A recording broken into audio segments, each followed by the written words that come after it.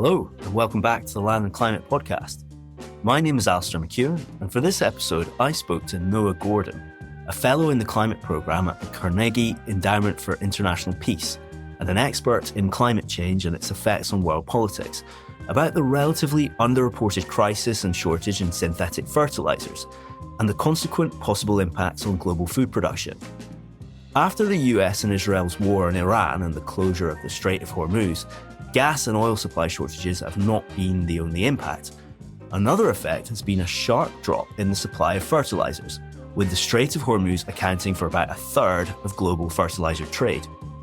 Global food production and global agriculture could be severely impacted, and with some fertiliser-producing countries such as China and the US being self-sufficient, as we will go on to hear from Noah, the poorest countries in the world are likely to be the worst affected. The fertiliser industry itself has become more and more concentrated over the past few decades, after already seeing huge consolidation and even after engaging in cartel-like activity during the 1900s. Now, after the beginning of this new conflict, some of the major fertiliser-producing companies have already benefited from massive share price spikes. There's about 320 million people who are food insecure now, and the World Food Program says that you might get another nearly 50 million if the Strait isn't open soon. The country, for example, that gets the greatest share of its fertilizer from the Strait of Hormuz is Sudan. It's a country where there's already a famine, really, really bad, and they can't afford this crisis. I began by asking Noah Gordon if he could explain fertiliser use, and also then go into the problem being faced with fertiliser shortage. So at a high level, plants need three macronutrients to grow, right? Nitrogen, potassium, and phosphorus. And farmers have to apply those to the fields to get the really high yields that we need to feed the more than 8 billion people on the planet today. In history, organic fertilizers were the main thing before. Manure from cows, guano from birds in South America. But since the 20th century, it's been synthetic fertilizers that are keeping so many people fed. The most important ones are based on nitrogen. We really on natural gas, and we'll come to the climate angle of that in a second, but you need natural gas to create a really high temperature and pressure, and then you combine the natural gas with nitrogen from the air, and you get ammonia, which you can turn into fertilizers that you can use as a liquid or a solid to put on fields. So fertilizers are the key ingredient for the farmers that keep 8 billion people alive. Okay, great. And let's just go straight to the issue that's going on right now with fertilizers. Right. As we know, the Strait of Hormuz has been effectively closed by the U.S. and Israel's attack on Iran and Iran's response, and that's causing chaos in oil and gas markets. We're seeing high prices for all at the pump all over the place. But it's not just oil and gas. This is also a fertilizer crisis. About a third of globally traded fertilizers come through the Strait of Hormuz. Saudi Arabia is a big producer, Qatar. These are countries that have a lot of gas and so produce quite a lot of fertilizers. But it goes even deeper than that because natural gas is also a crucial feedstock for fertilizer production elsewhere. So when the gas can't get out of the strait, countries are short on power, they're short on gas they might want to use for heating, but fertilizer plants elsewhere don't have the gas they need to make fertilizer. So you've seen plants reducing production in India, Bangladesh, Slovakia. It's becoming a big problem. And then another element I'll mention is that there's a key natural gas byproduct, sulfur, which you need to produce fertilizers from phosphate. You mine phosphate rock in places like Russia, but you need that sulfur, that sulfuric acid to be specific to turn that into a fertilizer that a farmer can put on his or her field. So you're losing the fertilizers, you're losing the natural gas, and you're losing the sulfur. And the overall effect is that fertilizers are becoming scarce and more expensive. There's one key benchmark price in New Orleans in the U.S. Prices are up nearly 50% since just before the invasion. And I think prices have gotten even higher in places like Egypt and the Middle East, which are more directly affected. So we've got a fertilizer crisis that could become a food crisis. Can you give us a little bit more detail of how this food crisis could develop? And I know that's maybe quite hard to predict, but maybe just take us a little bit more into where it might develop and how. So the World Food Program is starting to warn that this could be really bad for the world's most vulnerable people. There's about 320 million people who are food insecure now, and the World Food Program says that you might get another nearly 50 million if the Strait isn't open soon. So it's the worst for the most vulnerable, as always. When you look, the country, for example, that gets the greatest share of its fertilizer from the Strait of Hormuz is Sudan. It's a country where there's already a famine, really, really bad, and they can't afford this crisis. But going beyond that to look at some other countries that aren't the poorest in the world. I mean, India is very affected. I mentioned they get their natural gas. They're trying to figure out, gas is scarce. We need some for power. We need some for cooking. We need some for fertilizer. They're having problems with their own production. They're asking China, which restricts its fertilizer exports, to put its farmers first, if China can help them out and send some fertilizer over. Another one I'll mention is Brazil. They're the world's biggest importer of fertilizer. They don't produce that much themselves, and they're facing higher prices as well.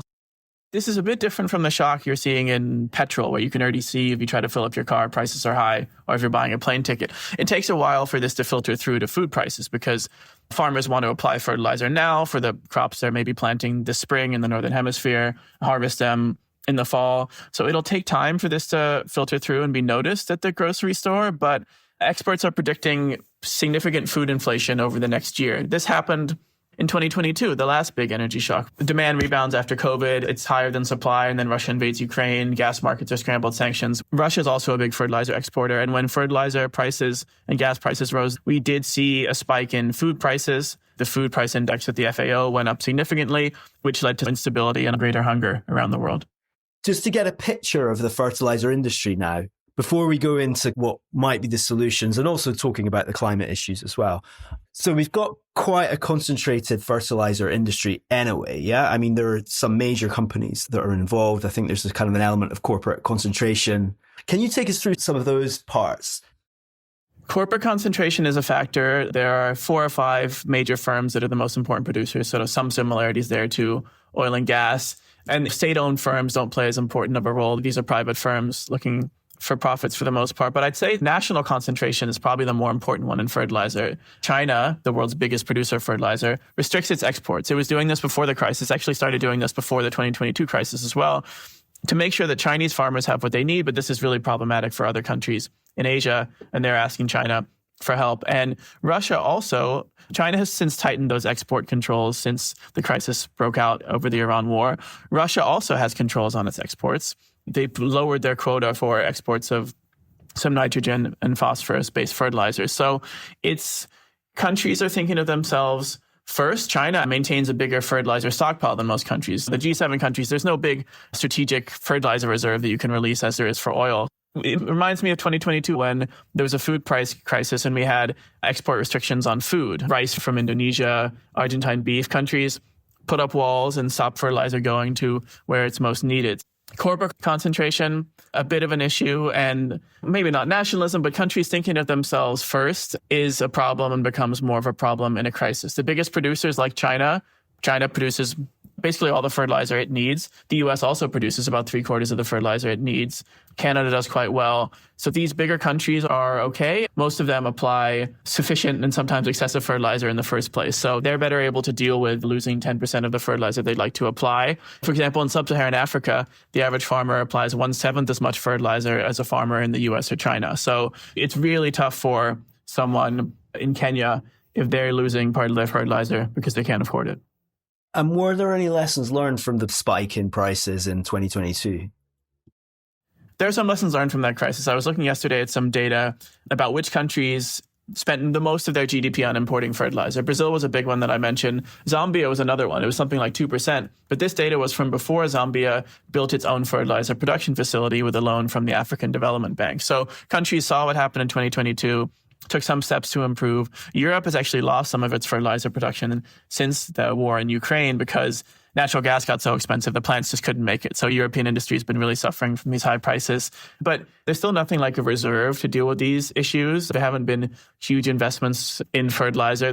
Saudi Arabia has a pipeline to get oil and gas out without going through the Strait. It does not have any such thing for fertilizer. So countries have probably done less to address their fertilizer reliance since 2022 than they have on clean energy, certainly for power. We've seen a huge boom in solar power and in batteries. And for fertilizer, we're basically in the same situation where it's kind of fossil fuels all the way down. Okay, and maybe that brings us on to the fossil fuel dependency side of it.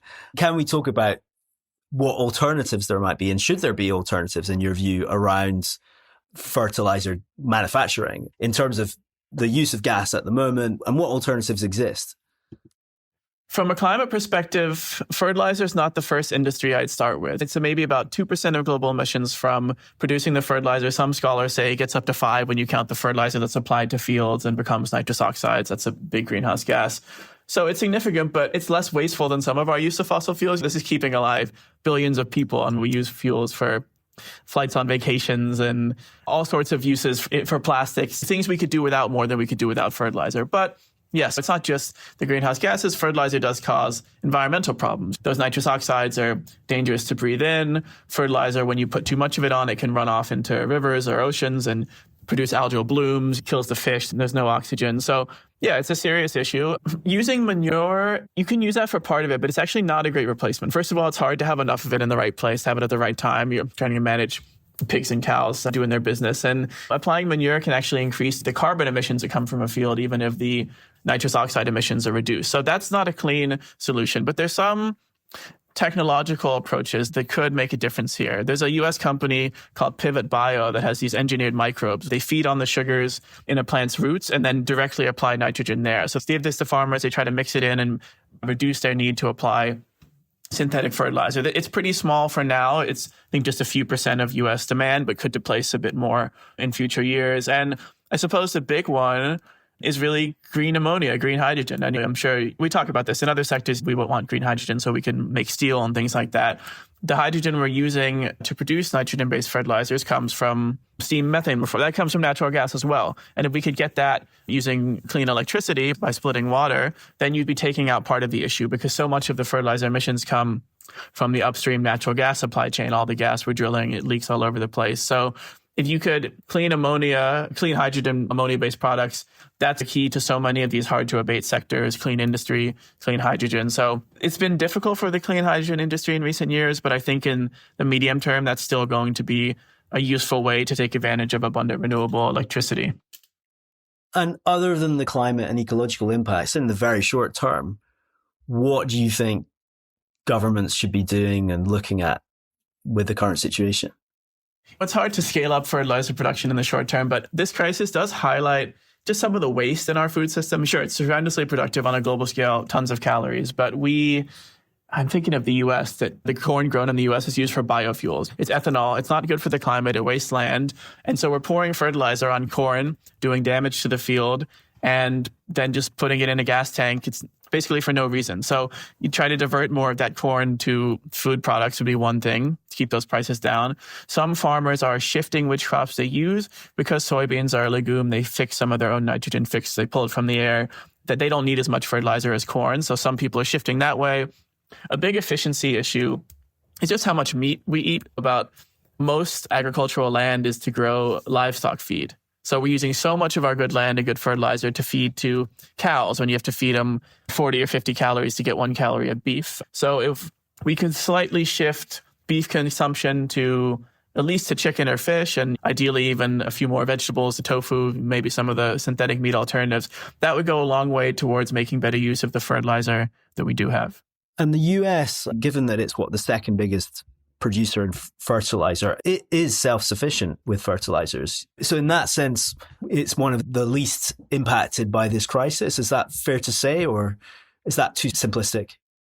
It's mostly self-sufficient. It still imports about a quarter, but a lot of that is from Canada. It's mostly self-sufficient, and it's one of the least impacted. A lot of I mentioned U.S. prices are up nearly 50%. Those are spot prices at the port. Many farmers had a long-term contract, or they're buying it from next door in Texas and not dealing with the global issues. And the U.S. supplies so much fertilizer to begin with that some crops could do okay without it. A lot of it is just for the corn and ethanol. Yeah, actually, it's actually remarkable how insulated the U.S. is from the war that it has co-launched. It's got abundant gas. Its food supplies are relatively okay. Inflation will be highest, but the U.S. right now is just doing so much better than the countries in Asia who are not just dealing with higher prices in the markets, but just a physical shortage. I mean, you have countries like Bangladesh saying we should just have a 4-day work week, close the universities, we don't have enough fuel.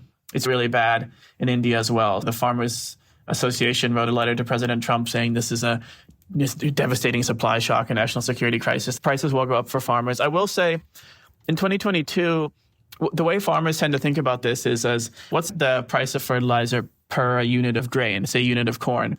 In 2022, because food prices went up so much, because Russia and Belarus were also big food exporters, they were at least making more for the crops that they were selling. Right now, that's not the case, which is good for someone who needs to eat, but tougher for the farmers. They do spend a decent share of their income on fertilizer. So for the U.S. farmer, it's a moderate problem. For a smallholder in Kenya or something, it's really dangerous and could crush their yields this year. But it sounds like you're not expecting there to be a big policy shift on fertilizers from the US as a result of what's going on. No, this is not the issue. They're always jawboning the oil markets, as people say. Fertilizers is sort of secondary. And they're doing something. Actually, the Trump administration does lots of things to anger the farmers that voted for them and then just bail them out. They get in a trade fight with China. China says, we're not buying your soybeans, and Trump gives the farmers some money.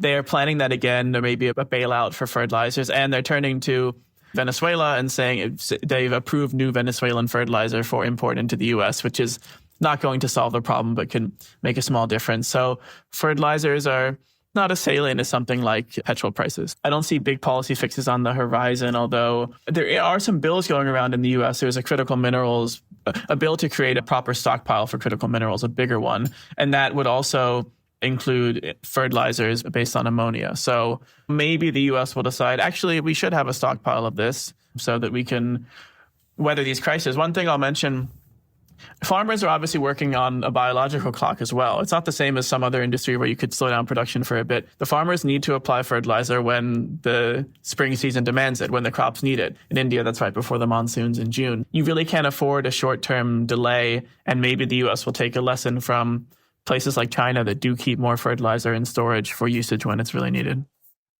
What would you say this crisis says about the state of global food production?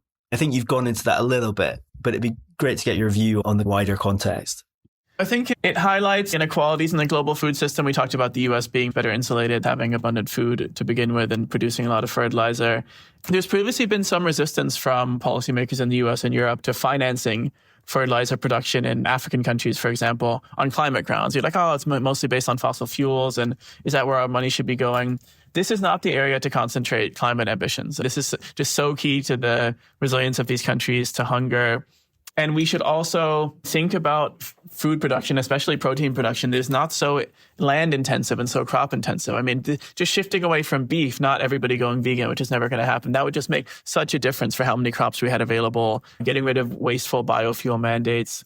It just highlights some of the inefficiencies in the system. It makes me once again mourn the sort of decline of international aid in recent years, especially with the U.S. slashing USAID. In 2022, I'll point out that the Sri Lankan story, which is fascinating. You mentioned how important fertilizers are for global food production. Sri Lanka banned synthetic fertilizer in 2021. Basically, they mandated organic farming. And this was a disaster. Doing this overnight, rice yields went down about 40%. People were hungry. They kicked the government out. Back then, the U.S. was delivering relevant food aid to Sri Lanka, and now that's just not coming. We're going to need to hopefully restore that. Could you explain for listeners the links between the fertilizer industry and the relationship with military and national security issues? There was a piece in the New York Times in February around an executive order in the US around allowing Bayer, the chemicals company Bayer, regulatory go-ahead for many things, given that they were one of the unique producers of white phosphorus in the US. But anyway, it would be great if you could say a little bit more about that relationship. Yeah, let's go back 100 years to the Haber-Bosch invention around 1909 in Germany. The process that enabled the feeding of billions also enabled industrial scale killing. And Fritz Haber is a really interesting figure. He's this German-Jewish chemist, and he basically develops a process of producing ammonium from natural gas and from the air. And that's really good for fertilizer and really good for weapons. So you can use that ammonia to turn into nitric acid and make the explosives that Germany was using in World War I. And Fritz Haber becomes the father of chemical warfare. So he's the head of Germany's chemical weapons program using poison gas in the trenches. His wife is horrified by this. She eventually kills herself. He later wins a Nobel Prize for this ammonia synthesis, a crucial invention, keeping billions of people alive. Later, because he's Jewish, he gets forced out of the country and dies in exile. BSAF now has the patents for it, and they play a crucial firm in the Nazis' military efforts. Sort of like with the original Alfred Nobel and the connection between dynamite and the Peace Prize. It's two sides to this ability to make ammonia from the air. This crisis is really showing us that the world still runs on fossil fuels. If you look back at 2022, we've made some great progress on renewables and on electric vehicles, but fossil fuels as a feedstock is just a crucial component for all sorts of industrial processes. We've really got nowhere, and that's a problem for steel, for cement, for hydrogen, and for fertilizers. And it just underlines the importance of figuring out ways to produce hydrogen without using fossil fuels for all of these uses. And Without fossil fuels, you don't have helium that's a byproduct. You need that for the tech sector to cool the semiconductors. We're also seeing increases in the price of plastic, and that'll have an effect on food inflation as well, because packaging is a big part of it, and we wrap our food in plastic. So fossil fuels are so crucial beyond electricity and transport, the two sectors where we've made a lot of progress. And we need to advance on the other areas in the coming years if we're going to avoid the sort of worst case climate crisis that would also do a lot to exacerbate food inflation and much else besides. Thanks very much to Noah Gordon for his time.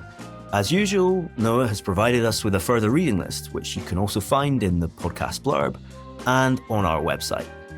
You will have heard Noah Gordon referring to the Sri Lanka fertiliser crisis. Well, as it happens, my colleague Bertie did write an excellent in-depth piece on this for Land and Climate Review, which we've also put into our podcast blurb.